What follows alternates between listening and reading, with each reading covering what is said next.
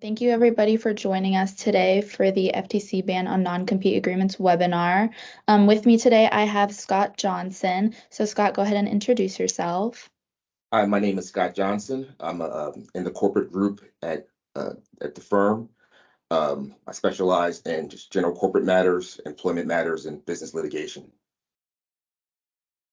Awesome. So to start us off today, Scott, can you just give us a brief overview of the rule, of the new rule that the FTC just kind of came out with? Sure, I'd love to. Essentially, about 2 weeks ago, the FTC, the Federal Trade Commission, adopted a final rule basically prohibiting employers from entering into and enforcing non-compete agreements with workers. And then what exactly is a non-compete agreement for those that don't know? Right. Well, a non-compete agreement, sort of, at least under the FTC's construction of it, is broadly defined. It's essentially a term of condition of employment that prohibits a worker or penalizes a worker, or basically prevents a worker from seeking or accepting work after their employment, concludes.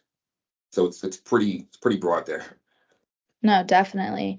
And does the rule only apply to employees though? Now, once again, it's broad in terms of its application. Uh, it, Specifically, throughout the act, or the rule, I should say, it uses the term worker instead of employee. And the reason for that is because the rule really means essentially anyone who either works for or provides a service to someone else. So it's not just employees, it's also independent contractors, it's interns and volunteers, or anyone that may be part of the workforce that's doing anything for someone else. Wow, so this really just affects everybody.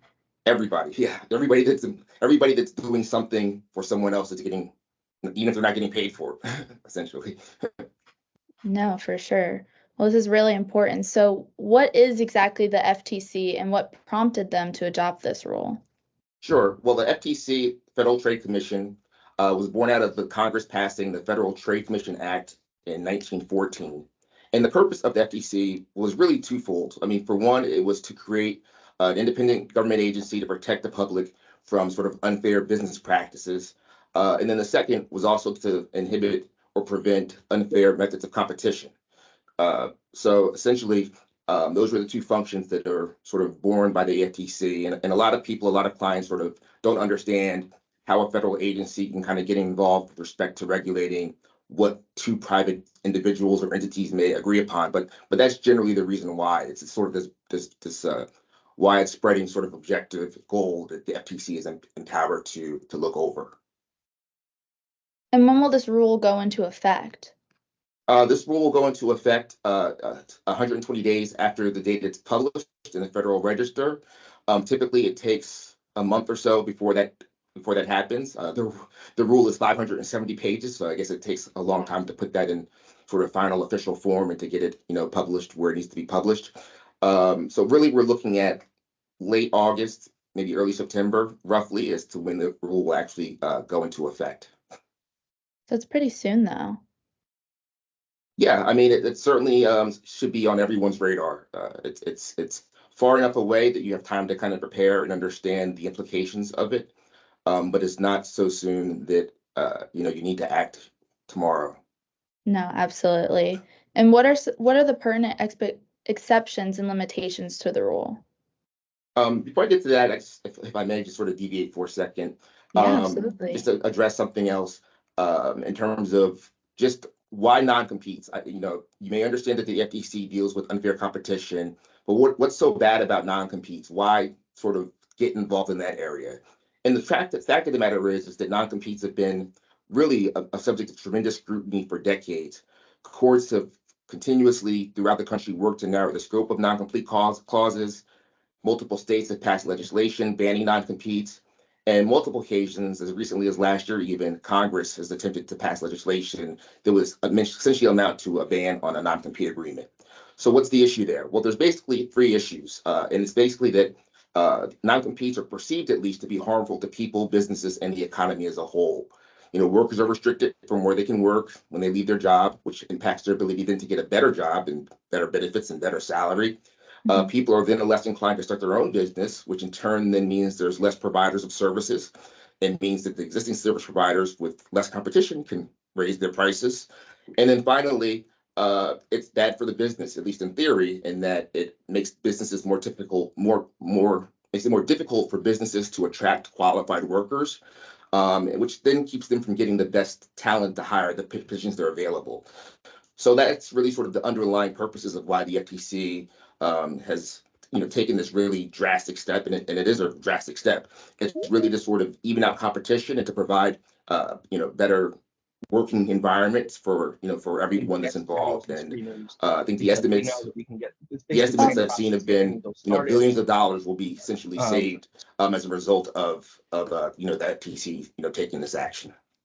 So sorry to interrupt. I just want to kind of provide a little background as to No, why absolutely. why the FTC kind of took this step, just because it is unique and it's wide sweeping and it's controversial as well. So I think it's important that people have some level of the background and understanding as to what the direct connection is between the FTC and why they're kind of getting involved in this. No, absolutely. I think it's very important to understand the background to understand what the rule is actually Sure. about. So you had We do asked have me a about question. perceptions, expectations, and limitations of the rule. And essentially, there's two main things to be aware of. The first, which I'm innately aware of as being in a corporate group, is that the rule does not pertain to or in connection with a person's bona fide sale of a business or a business or ownership interest. When the initial rule came out last year, the first draft of it, so to speak, for public comment, it did not contain the exception, or it was much more narrow in its application. But I guess based upon the feedback that the FTC received, they basically took it out, the non-compete restriction with respect to people that are looking to sell a business or ownership. Because as you may know, it's common when someone sells a business, they may go work for that business for a period of time, or they may not. But the company that's buying that interest often wants the former owner, CEO, to accept that sort of a non-compete arrangement so that they don't instantly go out to compete against the business they just sold. So that's one instance, or one of the main instances in which exceptions to the rule. The others with respect to senior executives, and that the rule does not invalidate existing non-compete clauses with respect to executives, but it does prohibit companies from entering into clauses with executives moving forward. So that's, I guess, positive in some ways, is that if you already have an existing non-compete agreement with a senior executive, and I can define what that is in a minute, then you don't worry about the validity or enforceability with respect to those existing non-compete agreements. But moving forward, senior executives will be sort of drawn into the regular worker category and be subject to the prohibitions with respect to non-compete clauses and agreements. And senior executive under the Act is very cleanly defined. It's essentially anyone in a policymaking position who makes a total annual compensation of at least $151,164 in the previous year. So that's all it takes to be elevated to a senior executive, is that that person has some policymaking function and they meet the minimum threshold for salary, which is $151,164 in the previous year. And note, it's total compensation. So bonuses and other aspects of compensation are sort of lumped in to that number in determining whether someone qualifies for senior executive status. Wow, that's awesome. That's just a lot of information though. Like you don't think about like what the term senior executive until it's like actually broken down like that. So it's Right. But important to know. one of the issues here is that, and it's common across agencies that have their different rules, is that how senior executive is defined here is different than maybe how it's defined in the FLSA or some other statute. There's Yeah. inconsistencies there. So it's difficult for businesses to really understand sort of what the parameters are with respect to how they classify or qualify certain individuals that are working for them. It'd be easier, certainly, there was like one size fit all with respect to some of these definitions, but unfortunately that's just not the case. No, yeah. We have a couple of questions in the chat. So I'm just gonna kind of deviate a little so we can answer a couple of those, if that's okay with you, Sure. Scott. Sure, as long as they're not hard questions. I like easy questions. No, whatever questions anyone has, I'll do my best to answer, by all means. That's what I'm here for. I don't know if you can see them as well, but the first one here is it retroactive, as in striking down contractual terms? Yes, I mean, it's not only forward looking, but it's also goes back as well, with the exception being for senior executives. So all existing non-compete agreements that are already in existence that have been signed off on are also subject to this non-compete ban, with except for those that involve a senior executive. I hope that answered your question, Ken. And then another question we have from Jeff is, if there is a non-compete that includes pay during the non-compete period, I assume that non-compete is still unenforceable should the rule stand. My question is, the non-compete time compensation still enforceable, or does that get stricken as part of the non-compete provision? I think it depends on the application or the situation in which that question is sort of directed at, because non-competes are frequently given at the start of an employment, as part of an employment agreement, and then continue for a period afterwards. So the question is, or certainly to the extent that someone's employed and working, even though they're under technically a non-compete clause, I mean, they're still able to get paid. Now, if they're being compensated into the future, to withhold or to refrain from competing as sort of an incentive not to do so, then that would still be subject to the rule and not fall within any exception that would make that non-applicable. You just can't sort of pay your way out of it. It's sort of similar to I may want to go work for a company, and the company may really, it may be really important to them that I enter into a non-compete, and may be perfectly willing to do so. But the fact that I'm willing to do so, and the fact that the company is willing to do that as well, is irrelevant from the standpoint of how the law is going to be construed.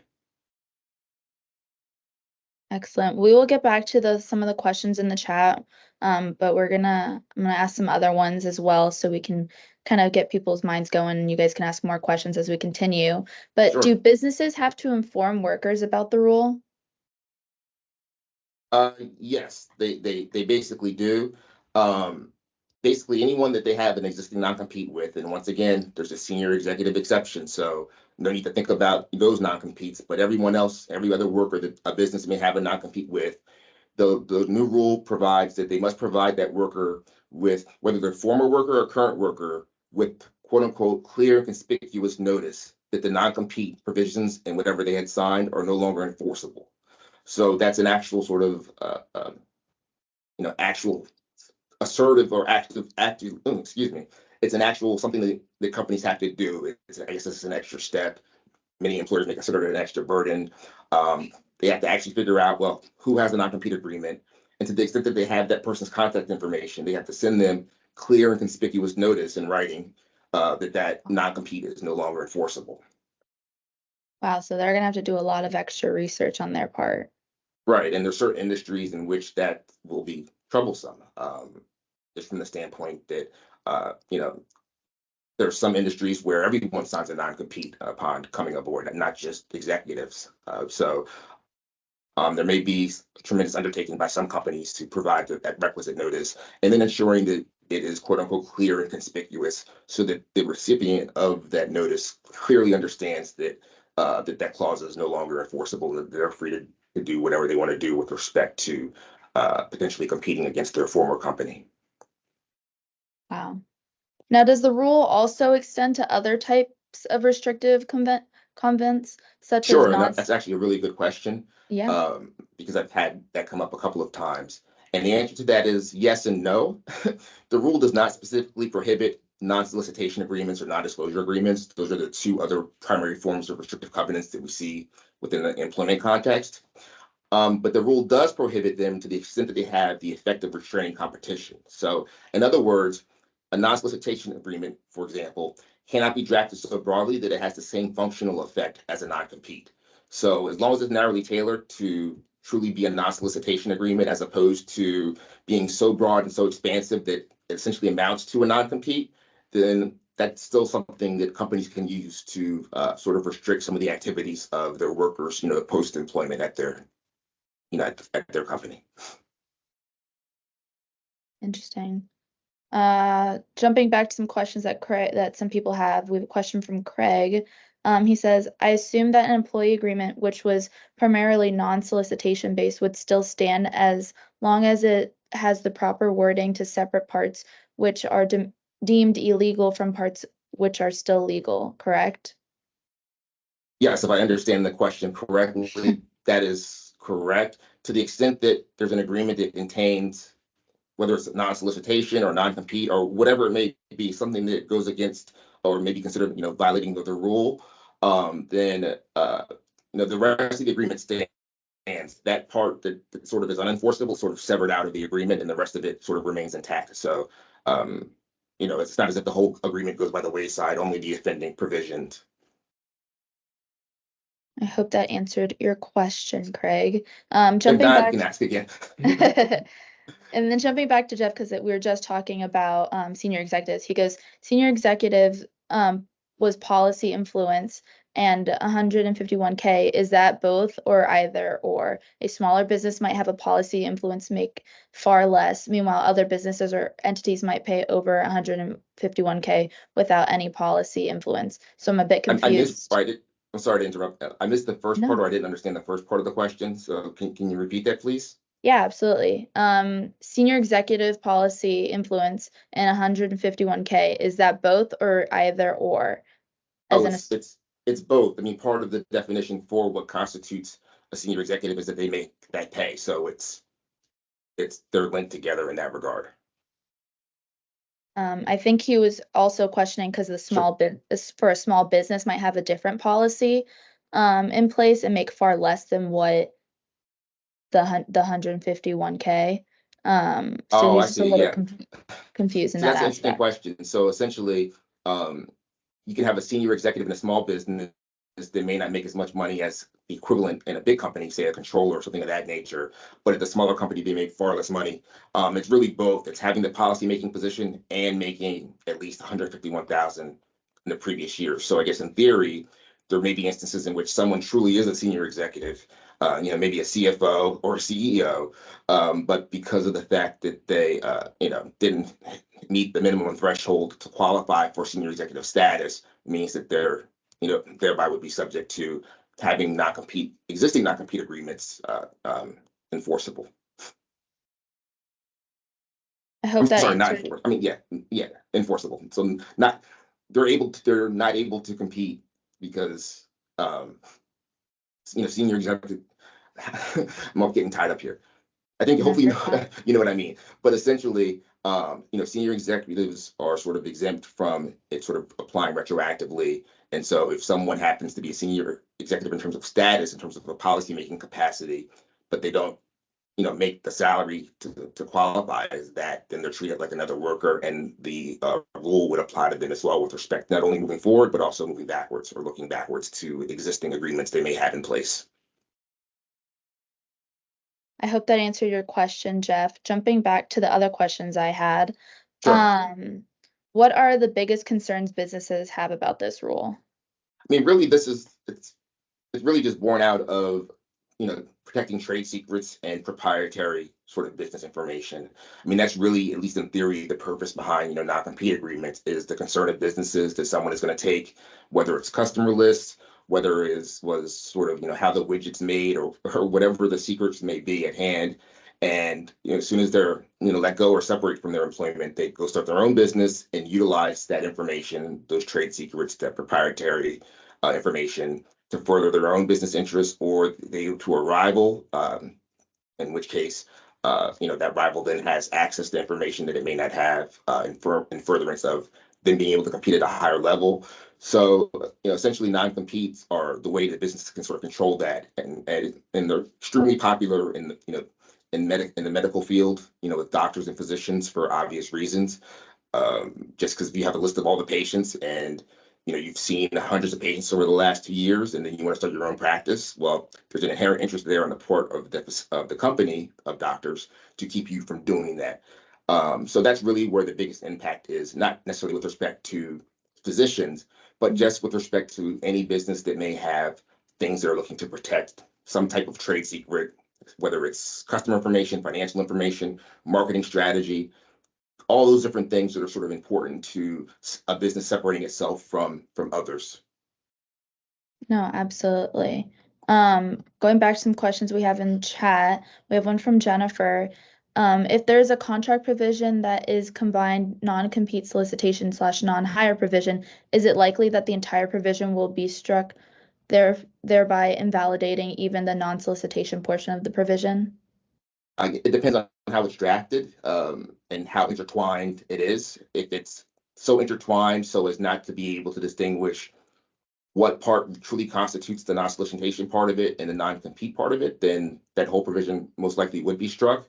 But if it's drafted, if there's a section, for instance, in an agreement that just says restrictive covenants and it has an A and it says non-solicitation, da da da da da, B, non-compete, da da da da da, and then C, non-disclosure, da da da da da, then they could just strike out B without it impacting the others. But if it's just one big paragraph, and it's worded in such a way as to the non-compete aspect of it is sort of inextricably linked with respect to the non-solicitation, then it may be hard to discern exactly where one stops and where it doesn't stop. And it's speculation without having something tangible in front of me, but certainly a court would may find issue with trying to figure out where that line is and what to strike and what not to strike. And I would think out of an abundance of caution, it would probably invalidate more and sever out more of it than keep it in, is a guess.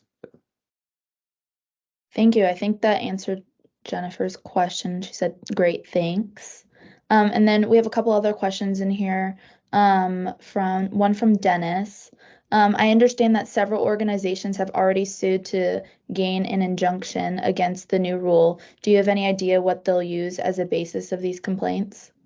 I mean, most of the most notable pending case was filed by the United States Chamber of Commerce in a federal district court. It was, I think, filed the day after the FTC announced that the rule was final. And it is worth noting as a general amount that the FTC has 5 commissioners that vote on these matters, and it was 3-2 in favor of it. So it was a close vote. It wasn't as if it was a unilateral action, and it wasn't as if it were 5-0. It was a really close call within the FTC sort of itself. But anyway, the Chamber of Commerce filed their action in Texas. There's been some other cases starting to pop up, and a lot of them, just in a nutshell, just deal with the FTC perhaps overstepping its administrative powers by with this rule, sort of going beyond the purview of what their authority under the FTC Act permits them to do. That's really the gist of the arguments there. I hope that answered your question, Dennis. And I guess while we're on it, since it sort of ties into it, and it's something that people sort of wonder about what kind of is the course of head with respect to these cases. In a nutshell, Chamber will seek an injunction of some sort, in which case they'll be asking the court to for the time that the court is deciding the merits of the action as to whether the FTC did overreach in its authority. They would be asking for the court in that time period to delay the implementation or the effectiveness of the rule and to push that date back. And for anyone that's an attorney that's in the room, that's probably a good number. We know that process of that no matter how that injunction hearing comes out, it's going to be appealed, and it's going to be appealed eventually up to the Supreme Court, I would imagine. But this is something that it's going to take a long time to sort of resolve itself, because that's just the issue of the injunction. So it'll be interesting in the next month or so to see where those injunctions go and whether a court steps up to in fact grant injunction, and also the applicability of that injunction as to whether that injunction will be for businesses in Texas, where there'll be businesses nationwide. We saw some of this sort of during the vaccine COVID situations where certain entities were challenged that in courts, and courts sort of segregated or parceled out parts of the country with respect to what they perceived their jurisdiction was and where those bans could apply or not apply. So this could be similar in that, but I think it's a little bit different in the regard that it's a more of a national issue, whereas some of the vaccine stuff was sort of certain regions of the country had different positions on it, as opposed to it being even throughout the country in some way. So I hope that answered your questions.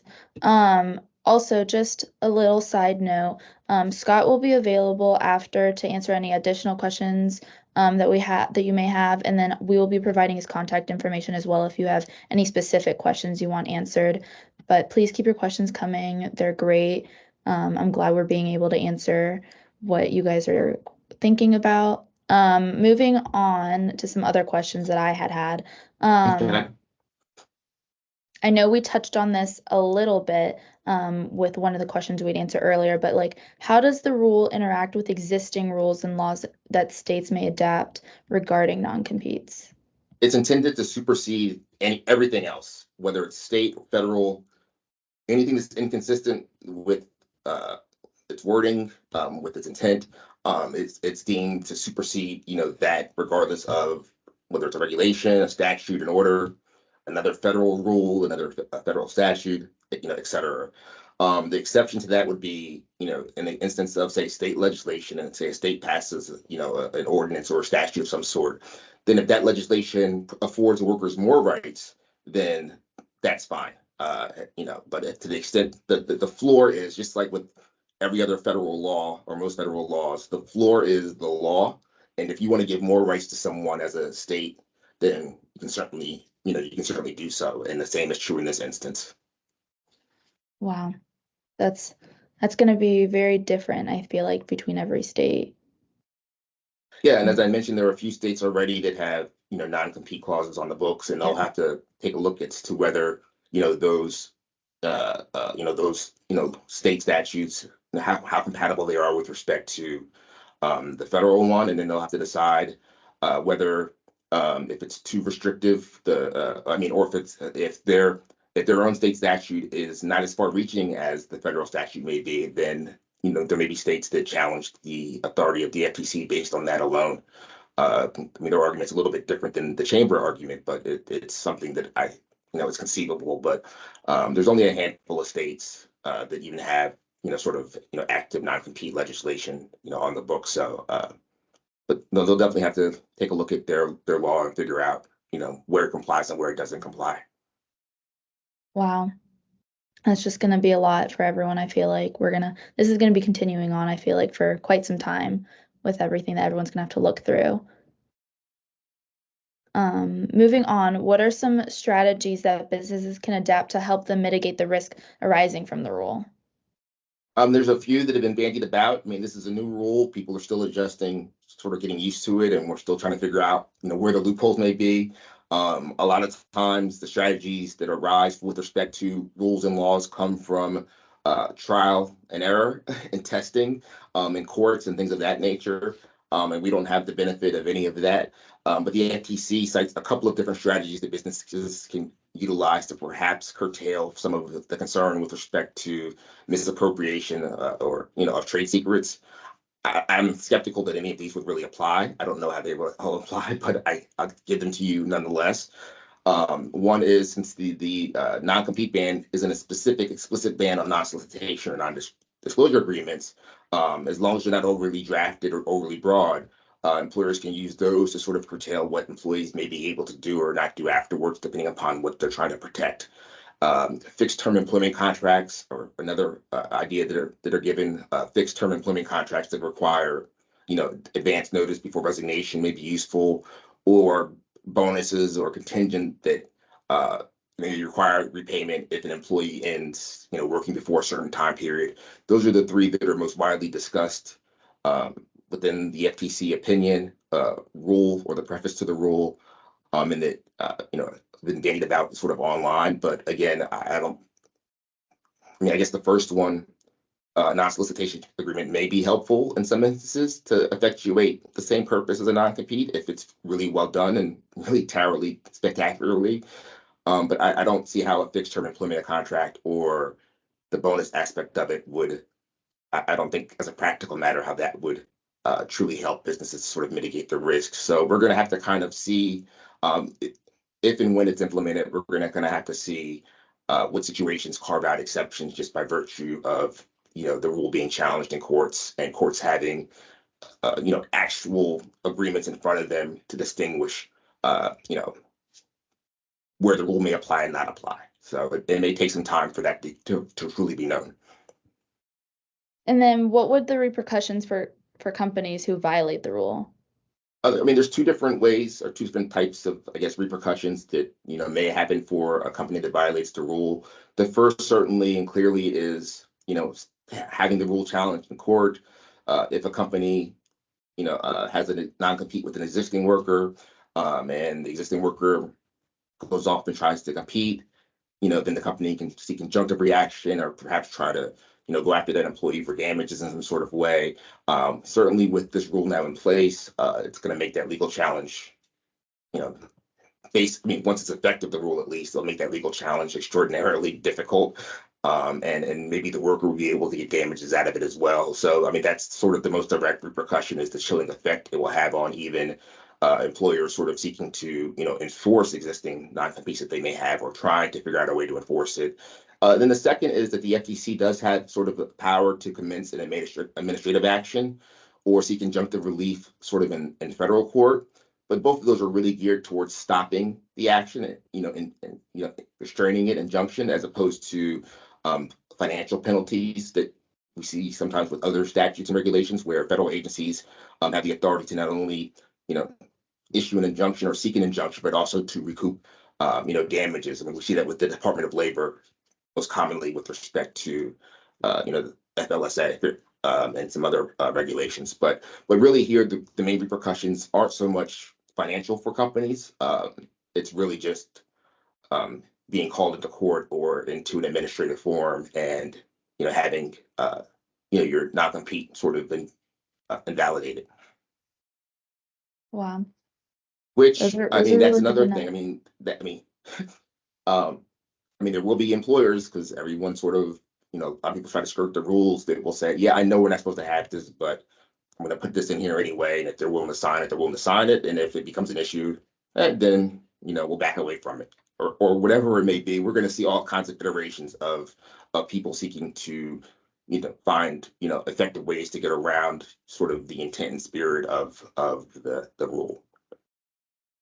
But it's really good to know what your repercussions are, though, as well, if you choose not to go that route and play by the rules. One thing that, one No, thing I go want to kind ahead. of double back on when we talked about legal challenges, and clients ask, well, what's the future of the rule? And I kind of explain the injunction process and how that may carry itself forward. But the other answer, not taking sides, of course, in saying this, but it's just a fact, is that the upcoming presidential election may influence the rule. As I mentioned earlier, the FTC is comprised of 5 commissioners. The commissioners are appointed by the President of the United States, but they are for 7-year terms. So I guess depending upon who's elected or if there's a change in administration, and how those terms are sort of running, there may be enough to overturn it. It will just take 3-2 again to overturn the existing rule. So that's another possibility that may actually, who knows when if that, it could happen sooner than later as well, I suppose, right? If it happened as soon as January, regardless of what the courts do. So those are the 2 avenues in which sort of the future of the rule is maybe a little bit murky. So Everything's just kind of up in the air, really. everything is literally up in the, well, not literally, everything is up in the air. Yeah, I mean, there is a lot of uncertainty with respect to, it's difficult for businesses when you're dealing with a rule, or a law that seems on its face to be overreaching, and onerous and burdensome, and you're sort of tasked with figuring out, is this going to be something that I really have to comply with? And if so, oh my gosh, how am I going to actually try to comply with this? And how is it going to impact, my business moving forward? I mean, it's truly a wide sweeping rule, that has massive implications, for people in all kinds of industries that may fundamentally change sort of, how contracts are constructed and how people are brought on, and who knows what other ways it may even rear its head. And what should employers do in light of all these legal challenges that you just mentioned with the upcoming elections, people, the chambers fighting it and stuff like that? Yeah, I mean, although the rule is uncertain, I think businesses still have to proceed under the assumption that it's going to go into effect later this summer. I mean, that's just the safest way to sort of plan. So, given that, the best way to proceed then is by relaxing, taking a deep breath, This is a time sort of for preparation and to sort of proactively think of what you can do and what your responsibilities are to comply with the rule. We're months out before the rule become effective, so there's plenty of time for businesses to do that. Another is to contact employment counsel, because the application of the rule to your business may be different than you suspect, or so it's really important to understand, how the rule specifically is going to impact your business and whether there are things that your business can do to sort of counter out that. And also to have an attorney view your existing non-compete language and non-solicitation and non-disclosure agreements to see if there's any language in there that may be potentially considered as the functional equivalent to a non-compete provision. And then, as I sort of just alluded to, employment counsel to really explore whether there are sort of lawful ways to accomplish some of the same objectives as a non-compete. It's much easier to do that when you're dealing with a specific situation instead of just talking about it broadly. Um, but these are all the types of ways that having an employment counsel, talking to one now versus waiting until to see what happens with the rule, it may be beneficial. Another thing businesses can do and should do is sort of take inventory of their existing non-competes, whether they do that with attorney or not attorney. But there is that notice provision in the rule, and so businesses should begin by figuring out, well, who is potentially subject to this rule. How can we get in contact with them, and at least becoming aware of how big the universe is of people that you have to reach out to provide that clear and conspicuous notice. And then just sort of give some thought to it when it comes to drafting new non-compete agreements, to that extent that if you're going to truly pretend or presume that the rule is going to become effective at the end of the summer, then to the extent you put a non-compete in now, you have to realize that there's a good chance, or there's a chance that it may be invalidated within a couple of months. So in terms of the types of decisions businesses make, maybe relate to compensation, whether it's other terms and conditions, to the extent that those types of things change because of not having a non-compete, that needs to be sort of addressed, at this point, as opposed to, these things coming up later on. It's just, businesses just have to sort of presume that it's going to happen, and think about all the different ways that they're going to have to deal, with it from a sort of a practical, logistical, business perspective. Just kind of taking precautions and looking at where you currently stand and how this could potentially affect you in the future if it does get. Right, right. I hate to hazard a guess. I mean, put it this way. The court that it was filed in, and just the rule and the wide sweeping nature of it, I would be surprised if an injunction wasn't granted. But litigation is inherently unpredictable. You never really know. So businesses have no choice really but to presume it's going to go into effect and to prepare themselves accordingly for that, possibility. Yeah, we have a couple questions in the chat. If you have any other questions, now is the time to ask them. We'll be going through the rest of the questions. We have one here. Do 1099 contractors need to be informed that their non-compete is no longer enforceable? Yes, everyone that has an existing non-compete, whether they're independent contractors, volunteers, interns, apprentices, or whatever the classification of that worker may be, they all have to be informed that their existing non-compete is no longer valid and unenforceable. I hope that answered your question. And then we have one from Donna as well. If we have a policy against working for companies who are in direct competition while working for us, is this still enforceable? Yes. So I guess the question pertains more to an employment policy that's in a handbook as opposed to a contract. I think there's some questions as to the legality or enforceability of that prior to the rule. But certainly the potential enforceability or validity of that rule, of that policy, in light of the rule, would certainly, once again, if the rule becomes effective, it would certainly, make that policy, unlawful in that regard. I hope that answered your question, Donna. Does anybody else have any other questions for Scott right now? One from Jennifer. Would it be wise for companies to wait to go out with the notice until after the rule is final? Yeah, I would certainly, yeah. I mean, every situation is different, but in general, I would recommend waiting as long as possible before businesses take that step, just because the future is uncertain and we don't know exactly where things are going to go and what has to be done. So I would wait. And if, for instance, pretend if this is like August 30th right now and the rule is going into effect tomorrow, and then you send out your notice September. Okay, I mean, maybe it's a couple of days late, but from a practical perspective, I mean, the odds of there being, truly legitimate sort of legally cognizable repercussions for that day or so delay are probably extremely small.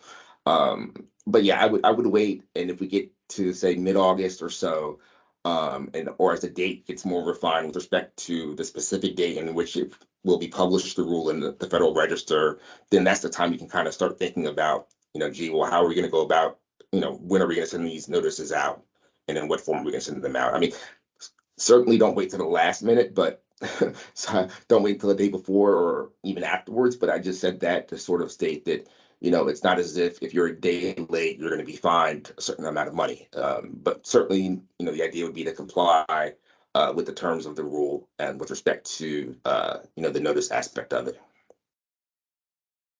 And then we have another question from Emily. I hope that answered your question, Jen.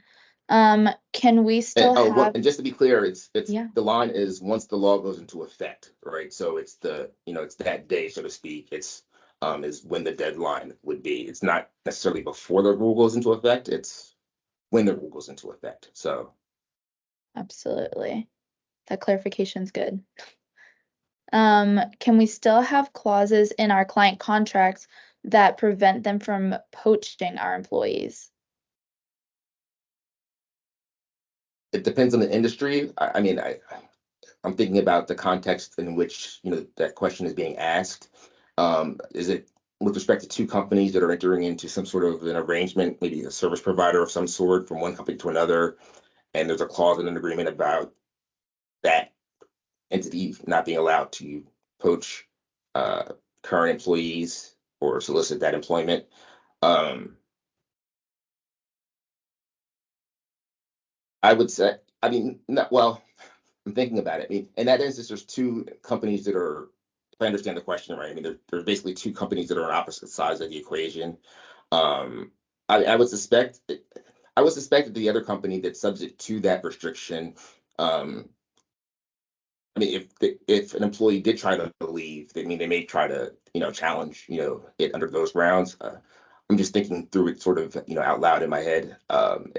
I'd have to, it's one of those things, honestly, where I'd have to see it and understand the context of it a little bit better to more definitively opine as to whether, how that rule will come into place then.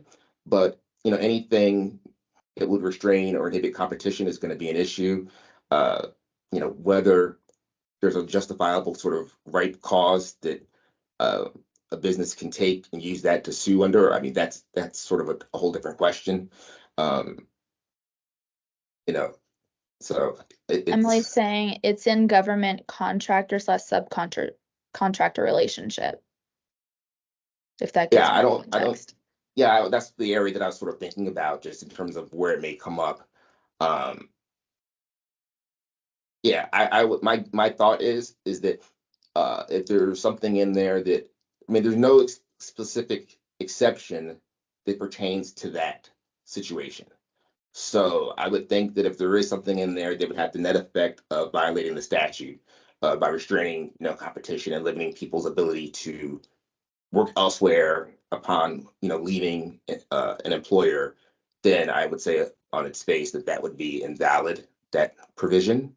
But it's just as to whether it actually is, it really just depends on, I think, what it says and what the exact limits are. I mean, typically, at least as I've seen those, they're a little bit different in terms of how they're worded than your traditional sort of non-compete between an employer and an individual.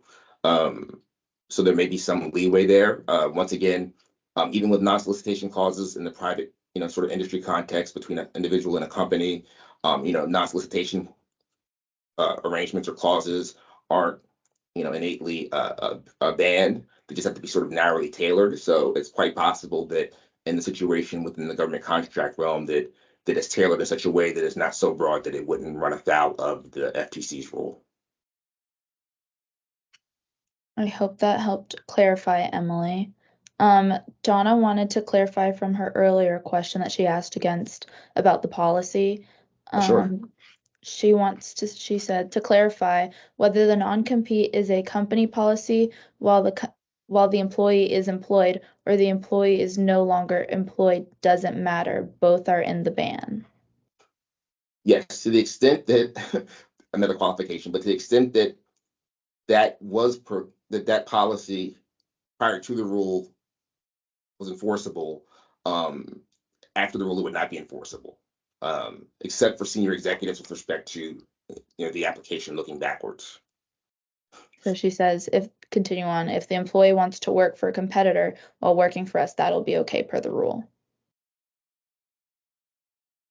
Well, I think there's other issues that come up then, right? That may not be um, it may not be directly there are certain restrictions anyway within the construct of an employment relationship that may inhibit or prohibit someone from doing that, and certain duties that employees have to their employer that have nothing to do with sort of the non-compete aspect of it. So I would think that in most instances, those other types of causes of action would be, available, or to check, so to speak, or to limit, employees then taking, actively competing with the company that they're currently working with.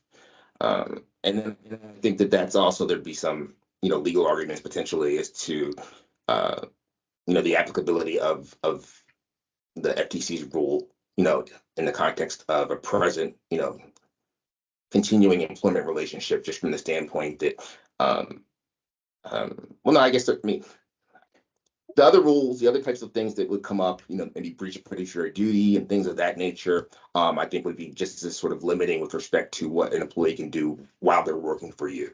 Even if the FTC rule still applies, I think that there may be other things that businesses would have, at their disposal to curtail or prohibit and limit employees from directly competing with them while they're employed by them. Certainly. I hope that helped Donna clarify what you were asking earlier. Does anybody else have any other questions before we wrap up today? Go ahead and you can turn your mic on or put them in the chat, whatever is easier for you. If you need more clarification on anything, now's the time to ask. Oh, yes, this was recorded and I will be distributing the recording. It will be on demand. I will be sending an email later this week, once the recording is prepared and everything like that, with Scott's contact information and the recording link, so that you all have access to Scott himself and then the recording from everything that was discussed today in today's webinar. I had a question. This is Rich Harper from Mosaic ATM, and this is regarding the non-solicitation clause that you were talking about earlier. And what we deal with, what we see are usually non-solicitation that inhibit corporate or company action rather than employee action. So it inhibits one company from going to another company and soliciting or trying to directly poach, I guess is the term that you used, that other company's employee. And as the individual asked, we see that in government contract and subcontractor relationships. So when that focuses on inhibiting company action rather than employee action, would you say that those are still valid, depending, and I understand you said they need to be narrowly tailored and really focus on specific action, but when the employee is not seeking, or the action of the employee is not seeking to be inhibited, would those, do you think, still be valid? I think that the issue there is, as I was thinking through it, is that, I guess the argument would be, well, the employee's not a party to this. They're not actually the one that's being banned. It's between these two companies. So then I think the question really would become, is there sort of a chilling effect on employees from even thinking about doing something because of that? And what are the potential repercussions from that? It's honestly, I haven't, I guess my opinion is a really early opinion, because I just, when they come out with the rules, they give some examples, but they don't kind of ferret through all the different sort of iterations and possibilities. And, sort of my instinct would be I'd have to kind of see it and hope it's, in the category of like, if it sounds like a duck, it's a duck. And I know that's not incredibly helpful in this forum with respect to those of you that may be wanting more specific advice. But if I took a look at the provision at hand, it'd be much easier for me to sort of ascertain as to whether I think it's something that would run afoul of the letter and the spirit of the rule. And I'm hesitant to just sort of give a general answer that may or may not actually be true for your business. Appreciate that. Thank you. Any other questions from anybody?